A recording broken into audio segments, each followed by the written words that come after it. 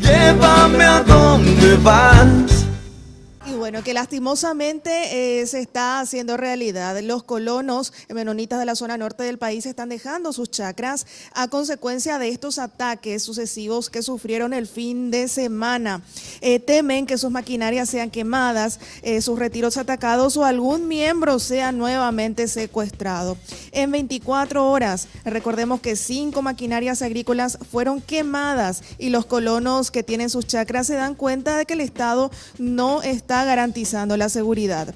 El primero en hacerlo fue Jacob Zacarías, quien en la madrugada del domingo sufrió la quema de 2 tractores y de una fumigadora en el interior de la estancia Urunde, donde la Sociedad Civil Santa Clara tiene 600 hectáreas de tierras que utilizan los colonos para el cultivo de soja y maíz.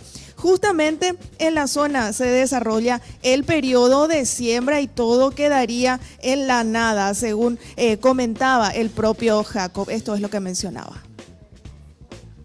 Preparando ya para llevar la maquinaria. Sí, claro, vamos a retirarnos todo acá, vamos a llevar... ¿No quiere seguir peligrando su maquinaria acá? ¿Cómo? ¿No quiere seguir peligrando que esté...? No, ya tenemos que llevar todo porque esta noche se quemaron otras máquinas y si dejamos acá van a quemar completo. Ya no hay más seguridad para trabajar. Así mismo. También ya deja de trabajar entonces. Sí.